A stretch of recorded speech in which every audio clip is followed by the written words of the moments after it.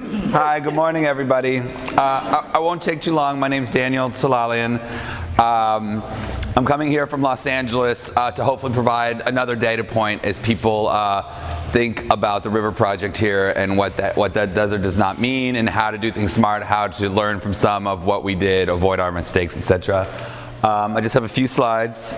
I'll back up for a second. So I worked with the LA River Project. I was tapped by the mayor and the city government there to board chair and lead an organization that sort of drove some of this from an entrepreneurial level out there. So I have a little bit of that. I also do a little bit in real estate and investment. So that's sort of a bit of my world. But most of my world has been in community investment and investing in communities of color and making sure that regional economies, that larger economic engines connect and trickle down to the communities that I care about the most, quite frankly. And at the end of the day, that takes some intentionality. And so that's really what I'm going to talk about today. I was in other meetings where we would talk about hydrology or governance or stuff. I just want to talk a little bit today about, if this is going to be an economic engine, how are some ways that we can connect some of that economic benefit, which I think is important. And I appreciate the space to be able to share that with some of you, and hopefully some of that is near and dear. For a couple folks who were at a presentation I did yesterday, I'm going to have a couple background slides that are similar, so feel free to indulge that real quick. LA does have a river, believe it or not. About 1% of LA knew there was a river, but there is a river. Los Angeles was founded on a river because it's a desert and you can't drink salt water. So at the end of the day, this is where the Pueblo of Los Angeles was created, and it is our center. And that is the story of most great cities around the world, is that they are founded on a river. And so it's very common for those rivers to run through downtown and have gone through sort of a sequence of events. Let's see if I can find it. This is what I sort of call River 1.0. So this is a community in Los Angeles, a community of color called Lemert Park. It's beautiful if you ever had a chance to be there. It's a little drier today. But the river, as southwestern rivers will do, meander. We don't have deep natural channels, and so we're sort of more of a flash flood part of the country. And so at the end of the day, sometimes the river takes a right turn, takes a left turn, goes all over the place and trashes areas. And this is in 1938, but it happened in 1914, and it happened in 1930 something and whatnot. And so at the end of the day, this was a natural occurring phenomenon in Los Angeles as Los Angeles was growing as a city. At some point in time in the 30s, the federal government said, enough. We're gonna, this is nature taming man. Now man is going to tame nature in our great sort of ego and industriousness. And so we did that. And we embarked on what I call River 2.0. And we channelized 51 miles of a river. It's in the 1930s. And I think, this is a massive project, 20 million cubic yards of earth moved, millions of pounds of steel and millions of barrels of concrete, a very substantial, very ugly industrial flood control channel. But perhaps more important, this happened in the 30s as part of the Public Works Administration of the federal government. So fundamentally, this was an economic development, job creating, let's pull us out of the Depression project. Sure, we were taming the river in Los Angeles, with people in Washington probably had barely heard of either. But they said, wow, this is an opportunity for that sort of New Deal public spend to pull a Depression-era community out of their problems. And over 20 years, this project took, millions of jobs, many families survived the Depression, thrived, and were able to stay in Los Angeles based on what's going on. I would say that type of a public works project, putting the concrete in, we say in Los Angeles, can also occur pulling it out if you're intentional about what you're doing. So there's a big spend involved in big infrastructure projects, and to the extent you can think about that as, what does that mean for us and what does that mean for our families and our working families is relevant. So ultimately what happens when you channelize a river, and this is a story of many cities, is it becomes a piece of infrastructure. This is sort of a Where's Waldo slide. The river is in there somewhere, but it's actually this little trickle of channel kind of right over here. This is the Grease movie. This is the Terminator movie car chase. You can sort of imagine it's a ugly concrete trapezoid that has a single purpose, which is to, as quickly as possible, we're in a desert, we have no water, is to take whatever rainwater does fall in those 2 days a year that it falls, quickly shoot it into a storm drain, shoot it into the channel, and then collect all the dirt involved, and then shoot it out to the sea. So we get rid of the water we need, and then we spend $1 billion a year buying and stealing other people's water for our population.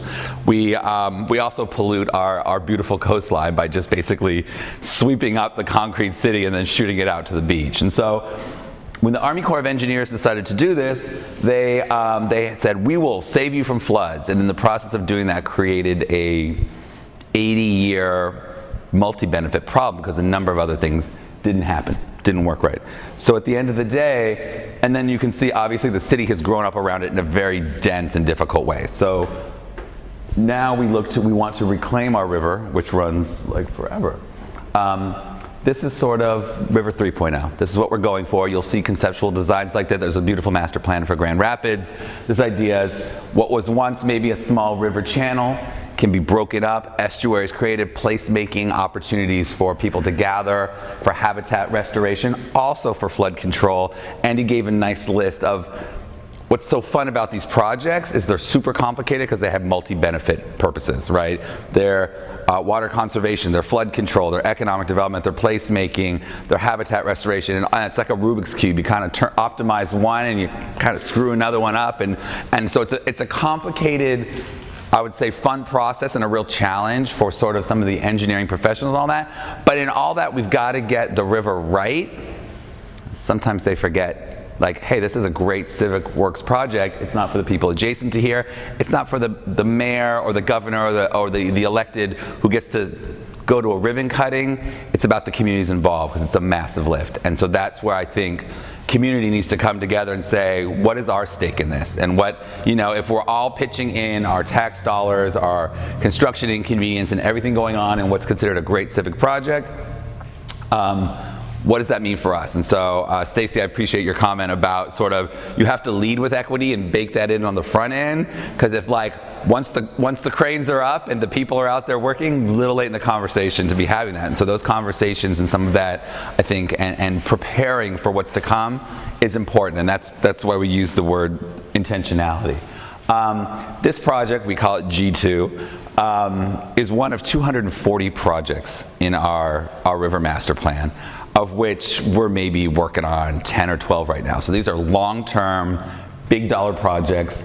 Some industrial land adjacent to the river was maybe bought for $20, $30 million. This is maybe a $100 million project, one of 240. So maybe you're starting to do the math a little and see the scale and the timing of what we're talking about. These are big dollar projects, which means that everyone needs to be part of them from an economic point of view. And that's really what I want to talk about today. I'm really thinking of this from a community benefit amenity and sort of family financial stability point of view. Like, how do we make sure that people who want to stay here, want to work, and want to have living wage jobs and want to enjoy this and feel part of this, get a chance to do that?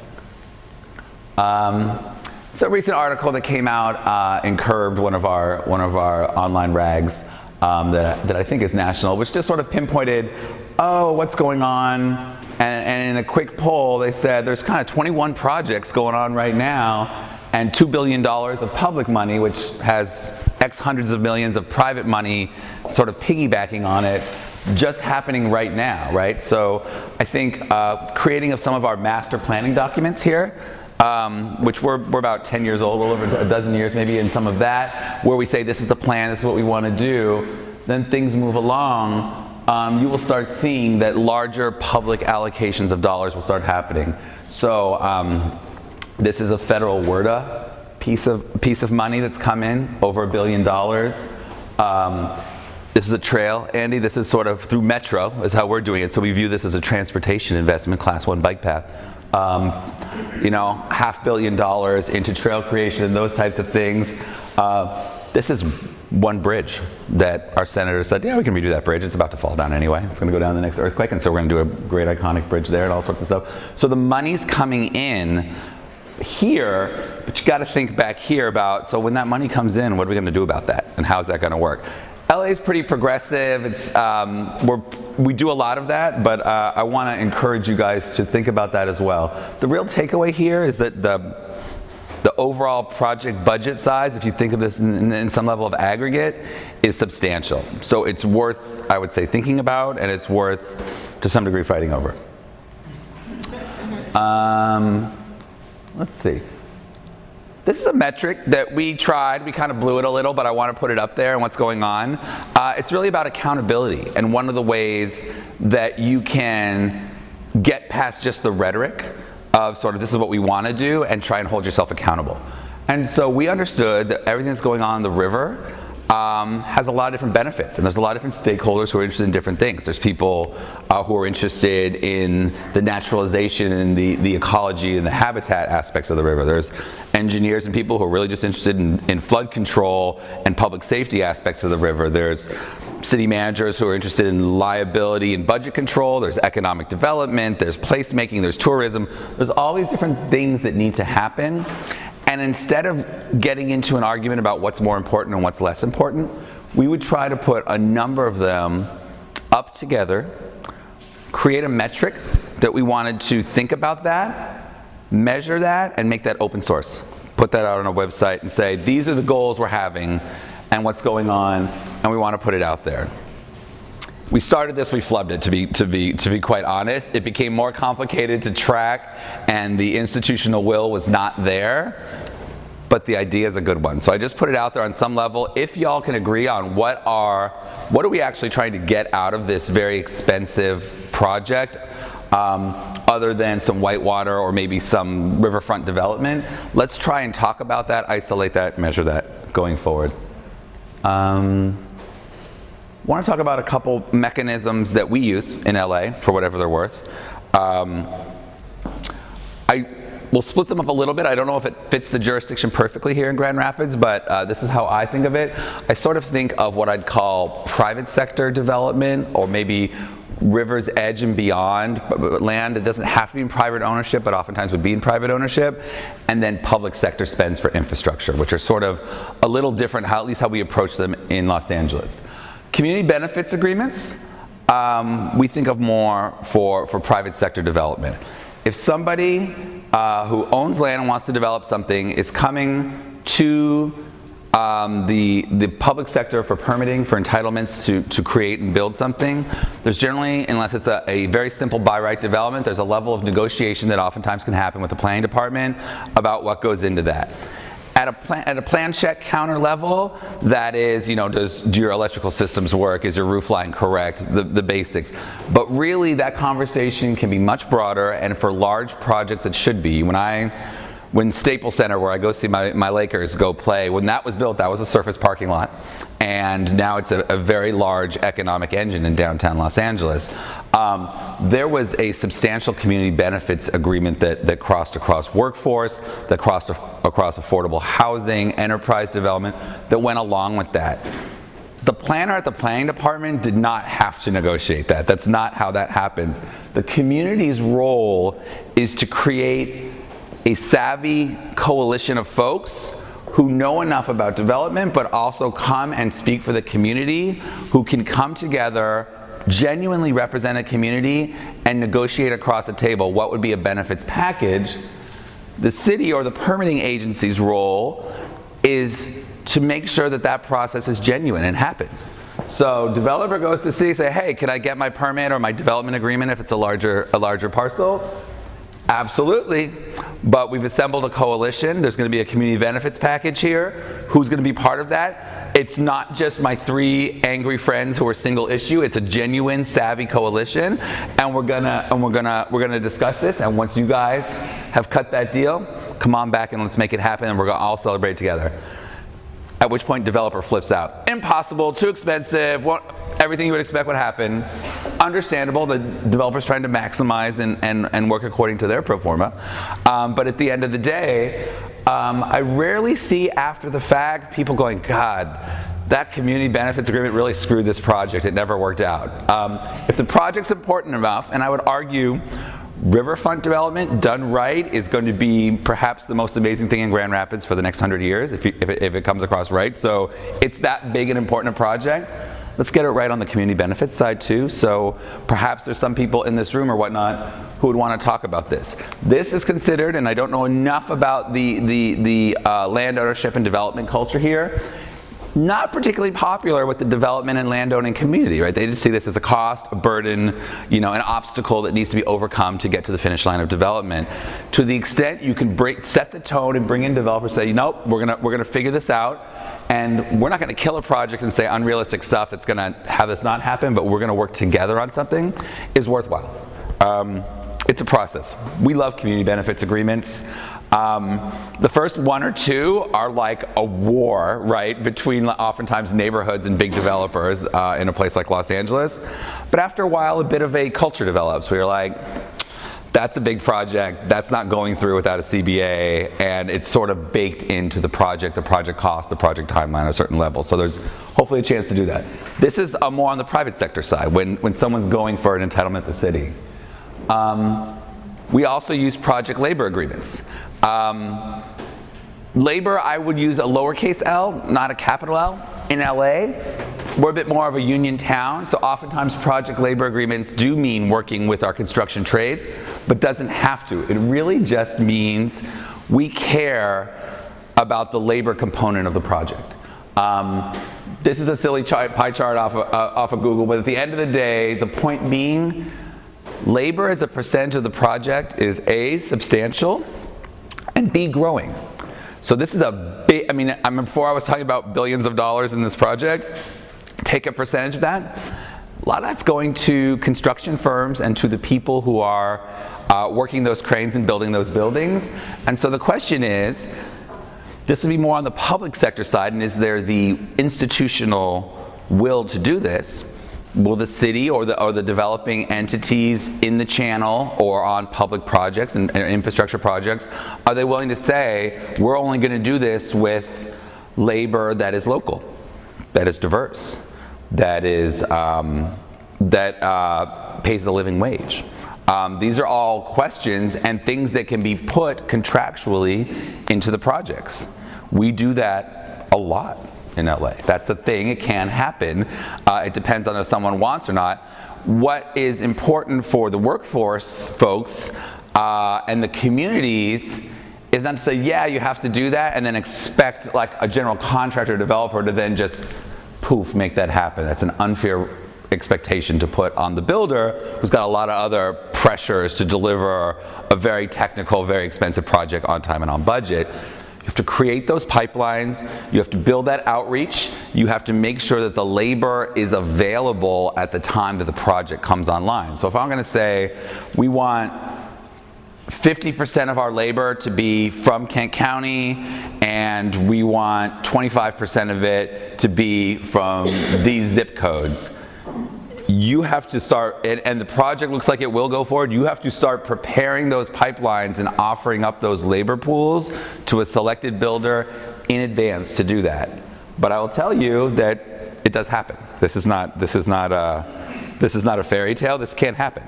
So it's just a question of if it's something you want to do. This is more of a public sector thing, right? Where large public contracts where you do that. It could be part of a community benefits agreement. Oftentimes we like local hire, but a lot of times those CBAs are more on the back end, like, hey, what businesses are going in there? Who's working at those businesses? It looks like you're going to be spending, $1 million a year on the security for this thing. Who's the security company? Are they local? Who do they hire? How can we get folks in there? What do those jobs pay? Sort of some of that job creation piece. So there's a piece of that as well. So CBAs and PLAs are things that we do. And then to extend other things, and Stacy, you mentioned this a little too, there's absolutely entrepreneurship opportunities.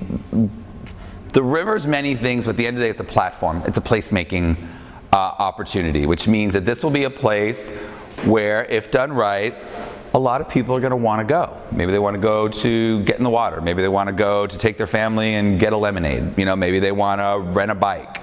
Maybe it's tourists who want to do something. But at the end of the day, there will be activity going on there, and there's a platform for many businesses. not a perfect analogy, but you can think of it, if it's done right, it's going to be a very cool outdoor mall or amusement park or something like that, which means that there'll be multiple slots for different types of entrepreneurship opportunities. We do kayaking on our river. It's cool if you come out. Call me, I'll take you kayaking. It's fun. We have multiple outfits who run kayaking expeditions. Some are like hardcore, bearded REI guys who will give you sort of the outdoor adventurism. We have social enterprises. We have nonprofits who have taught people to be river guide. People from urban communities, people who've never even seen a river before, have taught them how to become urban river guides, and they run tours. And a lot of the city and folks say we run through them because we love supporting them and we love the fact that they have social enterprise. And they do cool things that other folks wouldn't. I've seen rafts go down the river with people in wheelchairs in them, which doesn't seem like a good idea, but that's a thing you can do. There's just neat stuff that can happen on boating and biking and food and some of those types of things. And then there's I think the larger business of the river. So all of our greening, for example, is done through social enterprise. So planted 250,000 trees and probably going to put 500,000 more through our river plan along this area in greening.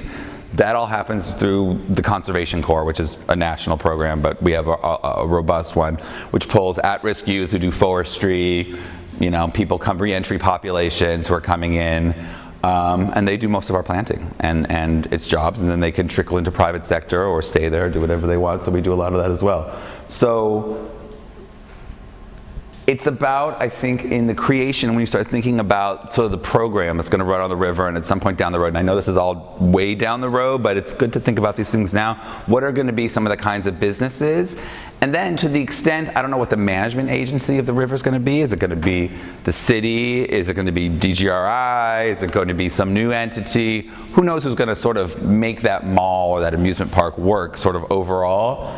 But providing those special front row spaces where entrepreneurship can flourish and really has a very high probability of success. Maybe another analogy would be, if you get a retail store at the airport, it's a pretty good gig, right? So but those are precious to get and can be very competitive to get, right? How can we set aside some of those for social entrepreneurship? How can we set aside some of those for our workforce programs? How can we do it for small businesses? It's worth thinking about. We do some of that as well, and it's for the most part worked out very well. If anything, we have competition amongst our nonprofits and our communities for those gigs because they're lucrative. And then public amenities. This is a bridge we're building, which is a total headache, but it's about to open. It's going to be awesome.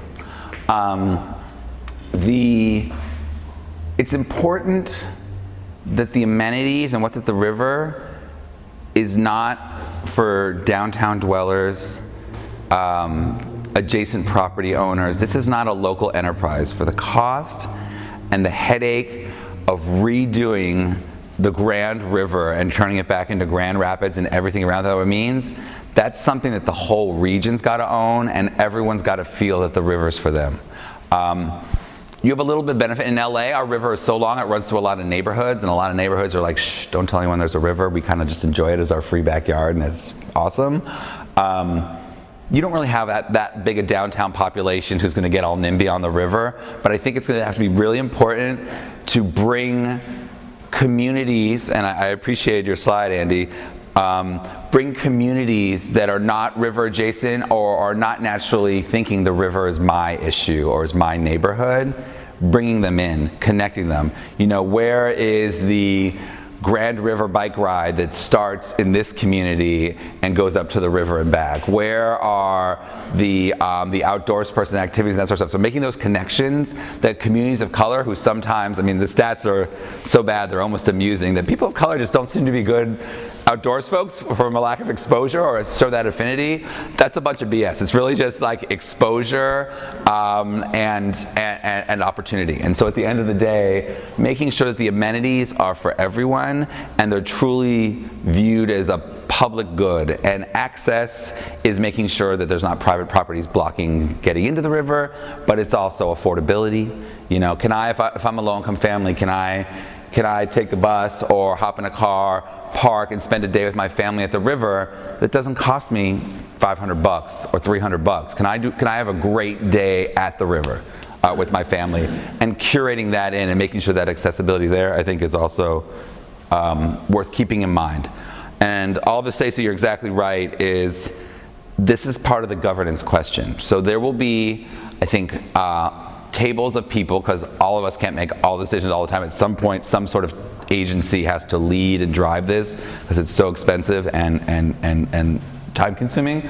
But equity has to be at that table so that it's not forgotten. As the numbers spin out of control and the complexity spins out of control and everything, equity feels like a nice to have. And the answer is it can't be a nice to have, it has to be sort of a has to have. And that has to sort of happen at the front end and not the back end. I'm delighted to hear that Grand Rapids has an equity statement as part of their core principles and strategies. Now it's turning those words into sort of actions, programs, and metrics that could be graded. That's a lot of words, I apologize. So really quick, I'll just sort of read that out. So what are some of the things today you can start thinking about? Identify your major projects and your major public spends. All right, there's, you saw a little bit, whitewater, in-channel stuff, a major spend, a major piece of work. There are other priority projects. There's some good documents out there. Understand what those are and what's the scale of them. If it's a little parcel and it's $3 million, that may not be worth your fight, right? But there's some very big projects as well, I think, that are worthwhile. Set your expectations early, get at that table and bake in those requirements for whether it's labor constraints, community benefit, social enterprise, or enterprise and entrepreneurship opportunities, and start preparing local pipelines for those, preparing the entrepreneurs, the companies, the individuals for hire, that sort of stuff. That work has to happen. There has to be lead time around that going on. Make sure your city's on point and then is exacting or sort of enacting the right zoning requirements. So if there's a new river district that says what's going on there, that should not just be, it should be like design standards, like, okay, your front door should be facing the river, not your back door, right? Maybe there should be a setback where there's public access at the river's edge. There's a number of things, but also that is where you can legislate in the requirements around community benefit, in exchange for development benefits, right? Oh, you want a little more density? That's great. What's your community benefit? What's coming back? A lot of times, if you just have the director of planning doing that, or a city individual, that community benefit is actually sort of a city benefit. Like, gosh, I can't pay for that park over there. I got a gap on my budget on this other civic project. Developer, why don't you solve that problem for me? And we're good, and that's in the public benefit. Well, that's in the city's benefit and indirectly in the public's benefit, but that's very different than community benefit to the individuals in the community, private individuals and families in the community doing that. And so making sure that distinction is real, I think, is worthwhile. Entrepreneurship programs, understand what the amenities are that are going to be put in place, what kind of entrepreneurship opportunities there are, and then if there are nonprofits that are incubating or preparing nonprofits for that stuff, let's start grooming that pipeline. You know, let's start writing business plans for small businesses to perform on the river and see what that means, and give them a shot if we make this sort of premium place where folks can have a captive audience. Premium on diverse and underrepresented segments, I don't think we need to shy away from saying we're really working with black and brown communities here, and it's not just income. Income's part of it, but if we find the right community, if we find our black and brown communities and get them involved, it sends a signal about the rivers for everyone, and also many of the other income and other issues will come along with that. You know, if you solve one, you'll solve many issues, and really market that river as a place for everyone. So start early, ask the right questions, pick your battles to some degree, and decide, you know, doing a couple things right, I think will feel really good, as opposed to we need to fight on every front and not get as far as we need to. I'll leave it there. Thank you.